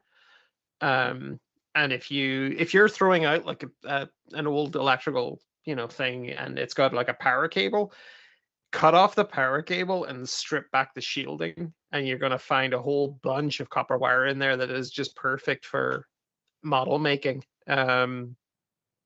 I really don't throw out anything. But what I've got is I've got spools over there which have different grades of copper wire on them. Yeah. So that if I need like an aerial off the back of a tank, I can use that. And the great thing about copper is that it can be moved around. It can be you can put curl into it. I don't know if you can see this tank. Um, Up a little. see Yeah. We that. can see it there. Yeah. So this has got like antennas, radio antennas on the back that are just various bits of copper wire that are just curled over. The ones that Games Workshop make for these are very rigid plastic and they generally go straight up. But if you ever look at a tank in the real world, they'll That's have these moving. Yeah. long bendy bits of and comms equipment. Um, And not yeah, normally they wobble a fair bit as well because it's like when it gets to the base of them, they're kind of curled into a spring, aren't they? So there's yeah, like this flexibility in them as well. It's so when you're driving under trees or something Yeah, like you hit that, it. You don't lose your radio comm. yeah, your guy up in the, the whatever, the turret can reach over and pull the wire down over the top of the tank so that it passes under the tree safely. Yeah, that's like I've messed around with paper clips in regards to making like the armatures for the clump foliage explosions and stuff like that. Mm. But yeah, no, that might be usable. But I find it's a bit more. I think copper wire would be a lot easier to manipulate because it requires a pair of pliers to actually get the sort of paper clips. If you want to get like very cute bends in them, takes a Yeah. fair bit of manipulation and hand-eye coordination. But yeah, but copper does definitely sound a bit more forgiving in that regard. Yeah, I think the downside of copper is that like paper clips are very rigid. Like they have a tendency to be brittle as well once they're straightened, and if you're overworking them, they can just occasionally snap. And then you've got to go back to the start and grab another one. Whereas copper can bend really easily, it conforms to shape. And if you want a particular curve in it, you just have to find like a plastic ball or something, even a paint pot, whatever particular curve you need, curve it around that. The downside is that if you catch it with your hand or something later on, you're going to knock that out of it. And you're going to have to reform it into the shape you wanted. So it's a little less permanent, but I think the pros outweigh the cons. Yeah, it sounds like it's a bit more survivable on the tabletop for a miniature. Yeah, Sure. they are Yeah. going like because they're gonna take knocks. That's just part of wargaming. Stuff gets bumped into, drinks get spilled. Mhm. These sort of things happen. You know what I mean? Hopefully Yeah. not too often. But yeah, it's sort of a factor you need to take into account. So that. Hmm. See who else has popped into comments section. Let's see what folk are saying. What did he say? Lorcan was saying I did a Battletech Tomarama for Galcon 1 year and it cost me about 80 quid to make, around 50 on miniatures and then some foam core, texture paint and a couple of packs of woodland scenic trees. Oh, and a weapon effects part from Armorcast. See that sort of prop and model reuse all the time. Star Trek, the same ships show up with different greebles or repainted or upside down or backwards. Oh, yeah, I get you, yeah. Hmm. It's always funny when you see that sort of thing. And there's props that get reused across sci-fi's TV shows. I was watching like a series critic or whatever, or someone who's like their thing is like sci-fi shows, and they're like, how many different TV shows and episodes can we see this specific prop? And it's like going through various TV shows, like loads of them. Uh, yeah, just because it looked interesting, the specific Yeah. prop. Yeah, it's pretty funny. Like even the guns from Aliens, the famous like M41A pulse rifles, they were um I think like an Italian shotgun and a uh what was the British machine gun they used for that? Was it American? Thompson? Oh, American machine gun. So it was like a Thompson and then this shotgun on it. And very few of them survived because once the production was done, these things just went back into like the armorer's storage and they just broke them back down into Thompsons and shotguns or whatever. Mm. Um, and it's why when you find like an original like prop that survived that process, it's gonna be a rarity. Because while they made a whole bunch of them for the movie, they all got just broken down afterwards to be reused. So dear knows how many, like say even like Hicks's M41A Pulse. You don't know how many World War II movies the Thompson that was in that was they were used in subsequently or before. So Yeah, that's kind of neat. Yeah. or even the big machine guns, the big, I forget what they were called, the smart guns, are they? Oh Really? yeah, on the big suspension rig. Yeah, man, Yeah. they were like the parts, even the parts that went into them. There's like bits of Yamaha bikes and stuff like that. So it's like Oh, people like even. a throttle. Yeah, Yeah. yeah. People Yeah. trying to recreate them or trying to source the parts that just aren't knocking around as easily. Yeah.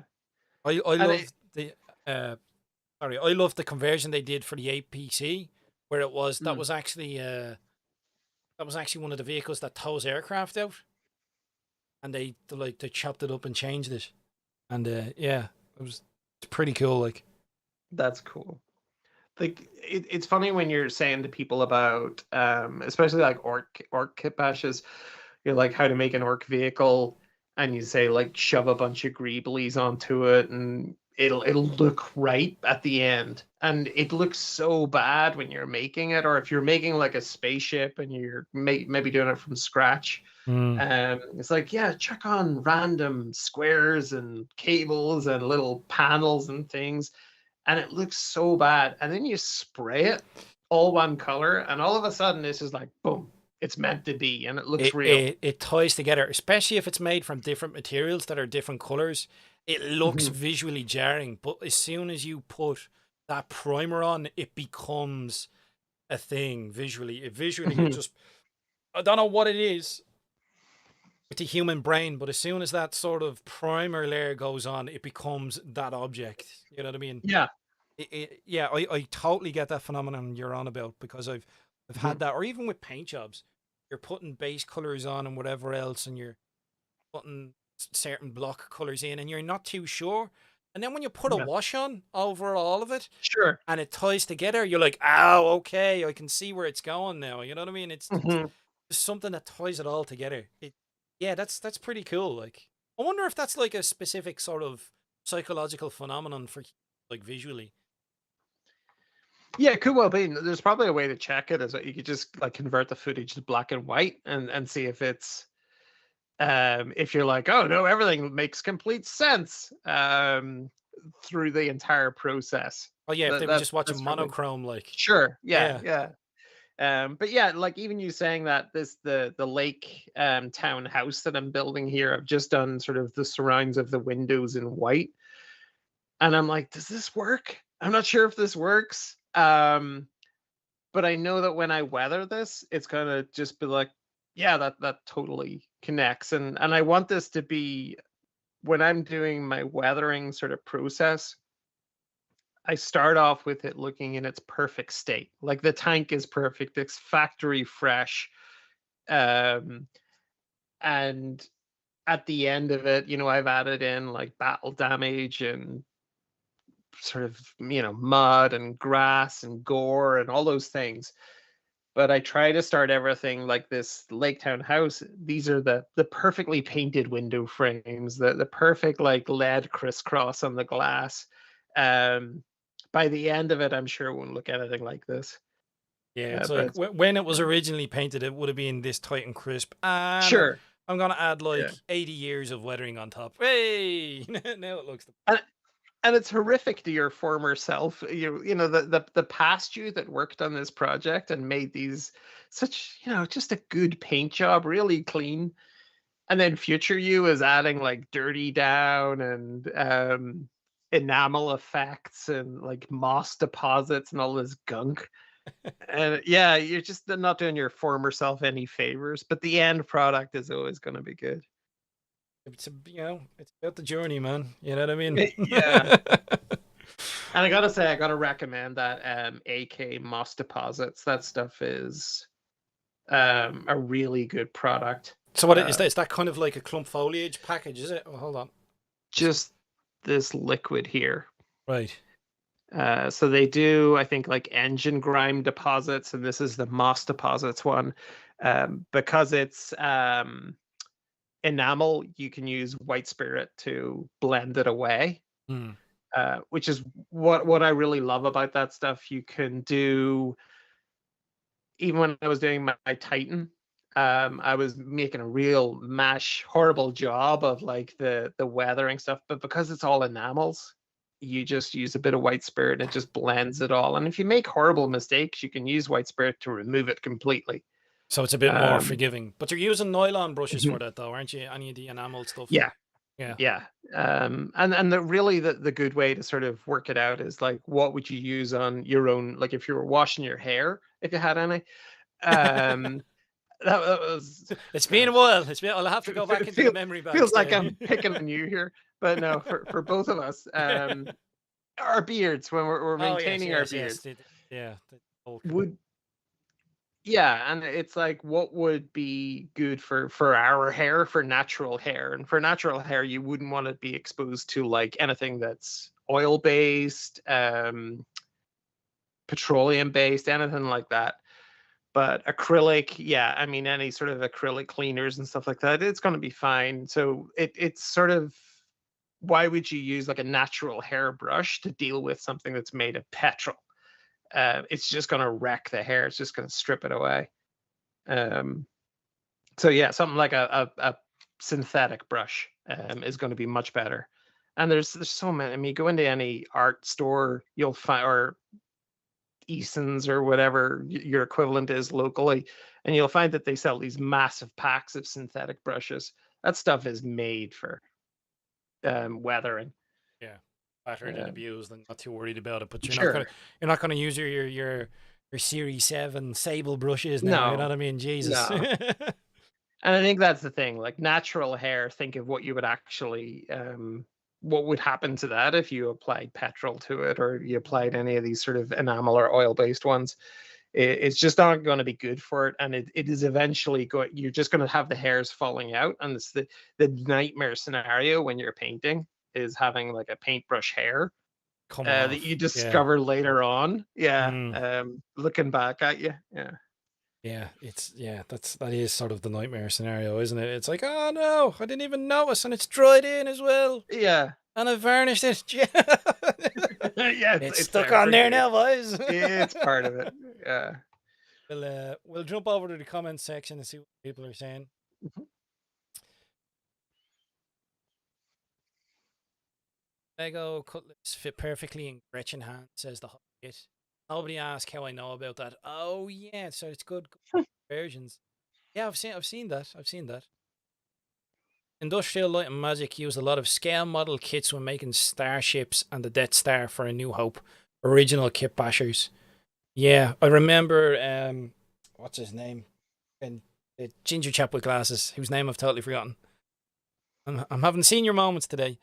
Adam Savage. There we go. Boom. Got Yeah. there in the end. I remember him talking about it because there was like a specific Greebly part. They called them Greeblies, detail part off of a model kit. They used to buy this model kit for this specific part that they used a lot, and they went to Mhm. the manufacturer and were like, "Can we just get lots of these off you?" You know what I mean? And they just went rummaging in the bins. Yeah, yeah, getting access to them. So, but it's pretty So cool cool. looking at that, or even looking at how like people use Plasticraic for like Industrial Light and Mhm. Magic and whatever. And what tips and tricks you can pick up off of people is always fun. I always find that interesting, especially like adjacent hobbies as well. So like Mhm. scale modelers, or even like people using makeup brushes for dry brushing, and like the color theory that makeup artists use Mhm. for blending their faces. And you like, cause I remember my girlfriend looking at one and showing me. Yeah, she showed me. Yeah, like how they do highlights and stuff. And I'm like, hold on, this is very similar to I how know this. you're supposed to paint miniatures faces. So I'm like, what's going on? So it's like, yeah, little you find tips everywhere, you know. Very Yeah, and I think surprising. if you go into somewhere like Penny's Primark, and be like, go into the makeup area, Yeah. the like the first time you look at some of the tools that they have there on sale, you're like, I can use all of this. Why is it so cheap? Cheap. Yeah, yeah. There's like Why is it the like travel €3 for sprays. this? You know the Yeah. little travel sprays that they have. So it's a little travel bottle with a spray head in it, and I'm like, if you're making terrain, like diluted down PVA glue spray, or even like Mm. some of the scale model kits or the suppliers that they'll do like weathering kits, and the little brushes that are in the weathering kits are literally makeup brushes. You know what I mean? Yeah. So it's like you can Yeah. just buy loads of them, and there's loads of little bits and pieces, little jars, little stuff, things like that. You know, and it is, and it's Yeah. a case of it costs nothing compared to if it had hobby put on it, it'd be like fucking Sure. three or four times the price. Yeah, yeah, yeah. Easy. And like I was in Penny's earlier on today, and I was just like, got the sponges, and they even had display things for, not display things, storage boxes, like clear plastic stackable storage boxes. And then on the top, it had things for nail varnish Mm. bottles, which are perfect for our paints. That's what I And have. that's I've nail this varnish is racks that I use incredible. for me paint holder and me miniature holder on my Yeah, hobby desk. Like, but yeah, yeah. So that's where you should go shopping first. okay, get your hobby supplies in Yeah, Primark. You've heard it here first, folks. I'm sure. I'm sure. 100%. Yeah, I'm sure others have said it before. Yeah, you'd be Yeah. surprised. Like, you really would. And you know what else is a devil for it when you're going into Lidl? Because I the middle oils in Lidl. I bought myself. This is a fishing tackle bag, but it comes with like 8 or 10 um of those sort of tackle boxes for sorting stuff. But Yeah. I was thinking to myself, this would be perfect for like a travel hobby bag. So it's like unpainted miniatures and brushes, and then there's still like Amazing. 2 more layers. And it was 30 quid, so it's 30 quid for a bag. It's a pretty sturdy bag, you know what I mean, and a load of trays in it. And like if you're Yeah. buying that for the hobby, it'd be like 50 or 60 quid, like, you know what I mean? It wouldn't be, it's cheap. That's incredible. And I go fishing the odd time, so you know, Oh, yeah. that's brilliant. Yeah. Both of it, but like, I was thinking about doing a video about it, but I get around to it. But there's even like the hobby tweezers or like the measuring tape as well. You know, just a portable hobby bag. Because I was thinking of conventions. You know what I mean? If you're going to do a bit of painting at a convention, or Yeah. if you need to bring like an emergency sort of bag, maybe. You know what I mean? It's like, oh, something's broken. I've got the super glue. You know, I can touch up the paint because it's become chipped or whatever. You know, that sort of thing. Tonight's stream is sponsored by Lidl's Middle Aisle. And Primark. Yeah, Yeah. yeah. Official sponsors. No, but really, like I think that's where we gravitate towards these brands that we know, Vallejo and Army Painter and Citadel and stuff. And there's so many of the things we buy there. It was just when you get home, you're like, I could have just got this in the garden, or I could have gone to a big toy shop and got a or like a pet store for the aquarium pebbles and things. Got Hmm. myself like a 2 kilo bag of this stuff for a fraction of the price. And I think that's how Geek Gaming Supplies started off with their little terrain packs. Is they went to like pet stores and got these huge bags of aquarium pebbles of different sizes and colors, and then started putting them together and selling them at whatever 4 quid a pack.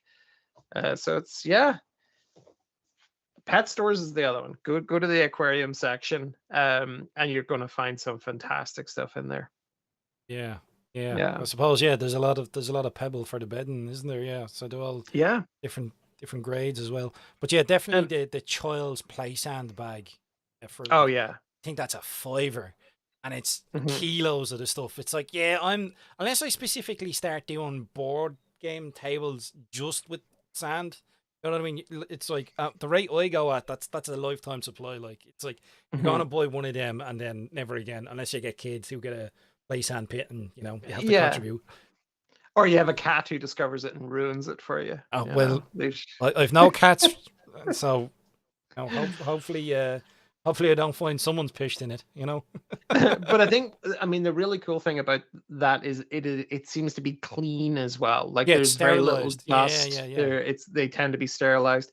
And I've noticed that with the aquarium pebbles as well. There's very little dust on them. Even though they say wash it well before use in an aquarium. I've noticed that there's none of that powder you get with some people who make those materials for the hobby. Which sometimes you can open those up and almost choke on the dust that comes out of them. Oh yeah, I've had And you that know, before. Yeah, yeah, with yeah, slate and stuff. Yeah. and that's not going to be good when you're trying to get them into your diorama or add them to the tiny little 30 mil base that you're putting the stuff onto. If you've got all this dust knocking around. So yeah, you heard it here. Let's check out a few more of the comments here. Lorcan was saying Adam Savage had a video on one particular model kit they use for the surface detail of parts and industrial light and magic. Yeah, I've seen that Mm. one there. Very Silent Mouse is saying he's both lazy and in Perth, Australia. That explains the time difference. Oh, the good morning comment. Yeah. Good morning. Lorker saying, Nick, you need to check out the Camo Specs dioramas from Gen Con. They do a big one every year with a couple of dozen minis on them. So Camo Specs is the site for like the color schemes for Battletech. So Stepping between games has arrived. What's the crack, Rory? Saying the troopers in Firefly wear the armor Starship troopers. Do they really? More that's props cool. Being recycled. Yeah, that's pretty cool actually. Lorcan was saying they show up in Crusade as well and Power Rangers. So yeah, they get a good bit of use. Lorcan is saying Adam Savage has a video about one of the prop pulse rifles that survive, and it's interesting how ropey it looks up close. I suppose, yeah, with props. With props, it's kind of like the painting standard of miniatures for us. It's like people aren't really going to be looking at them up close, so you don't need to go crazy. Now, from a distance, does it look good from a distance? Then it does the job. You know what I mean? Yeah, I guess they'd have all their different gradings for it. Like, you'd have the ones that are just made in rubber, like a solid rubber, which would be the background dudes in like a battle scene or something, and then the ones who are actually demonstrating the weapon, like when Hicks is showing Ripley how to use the rifle, that would be like their hero kit. That would be the best possible quality rifle that the armorers would make.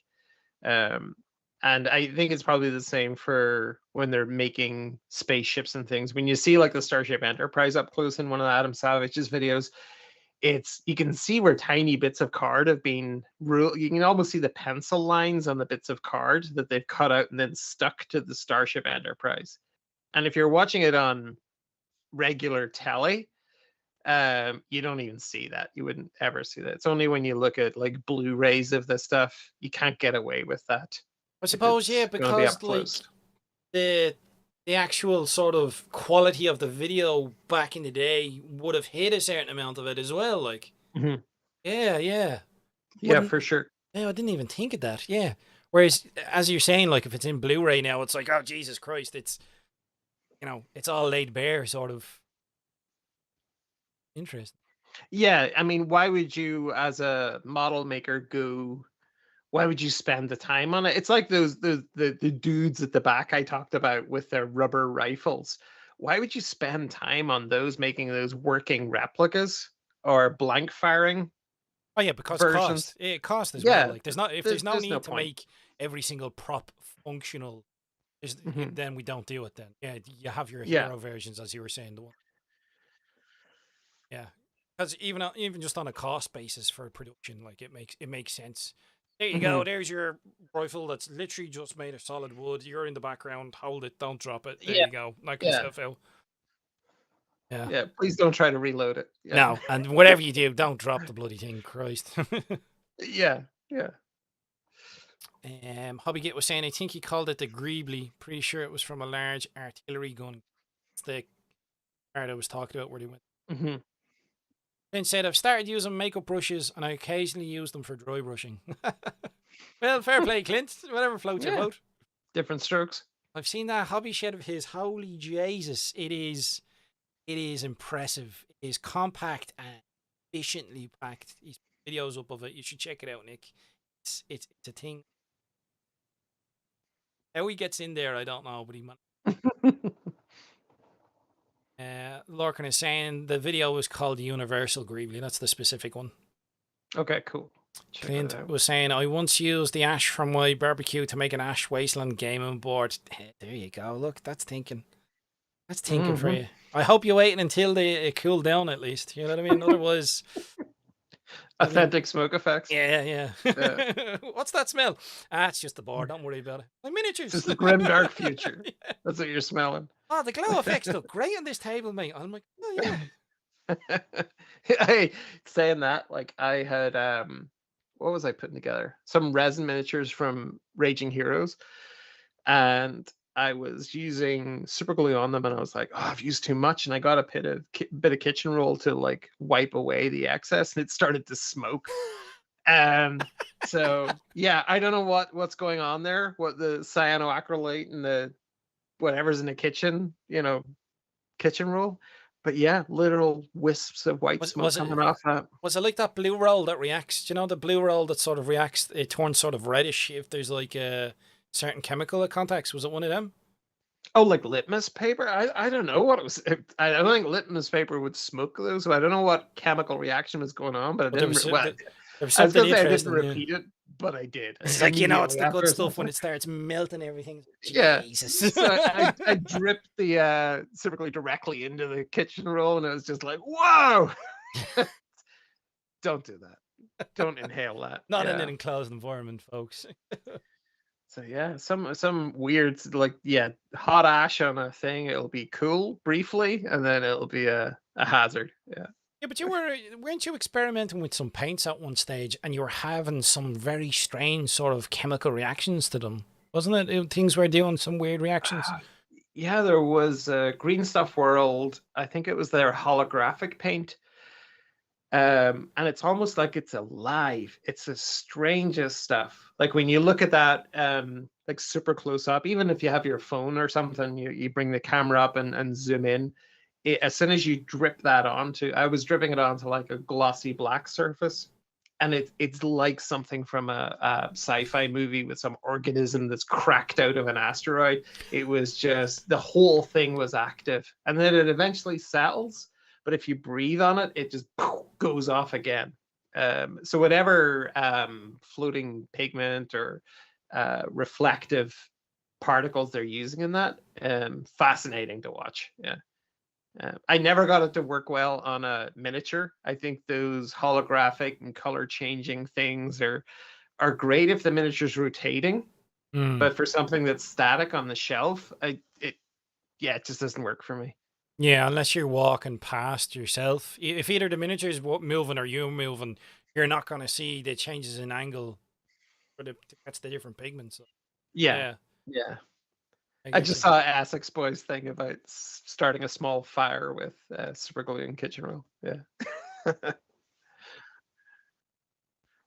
Yeah. Start a small fire in your hobby desk. I've not heard of this before. Maybe it's just I haven't been using the same super glues as you. Like I've been trying. I use this Bob Smith Industries Instacure stuff. This is really good. I find.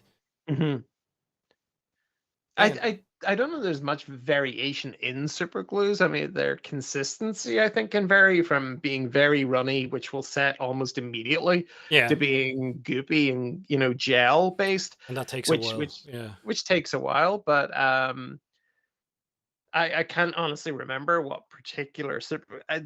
We should not be putting this out online. People will try this like out. We're giving people the schematics for an atomic bomb or something.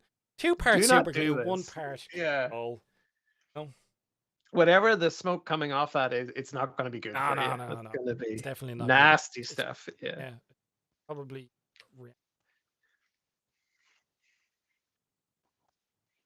Whatever chemicals. Yeah. And the cyano part of cyanoacrylate worries me quite a lot.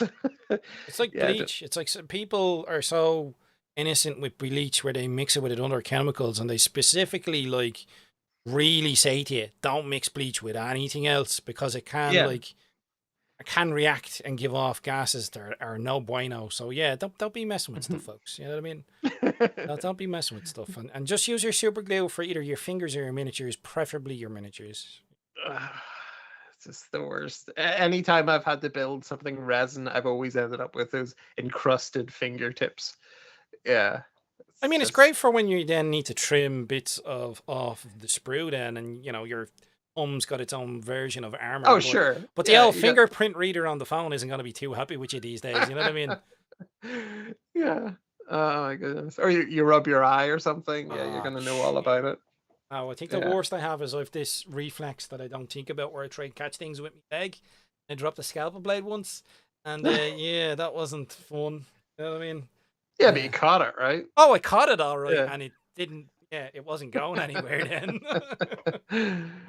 And discovering that 2 a.m, we had no plasters or band-aids in there. Had to super glue it. Oh, great.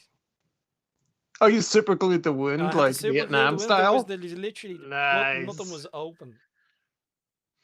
I had to super glue the wound, and we'd no antiseptic, so I had to use Jameson to fucking clean it. Like, I was like, for fuck's sakes, how there wasn't an Oh, infection at you've all, gone man. full movie mode, like cleaning it with Yeah, but with not through choice. malt You know what I mean? liquor and I'm like, why sticking is it there no together. paper stitches in this house? Why is there no? So then there was a first aid kit quickly bought afterwards and kept within arm's reach in the. You know what I mean? You learn those sort of lessons once, and you take. So there Well, you go, folks.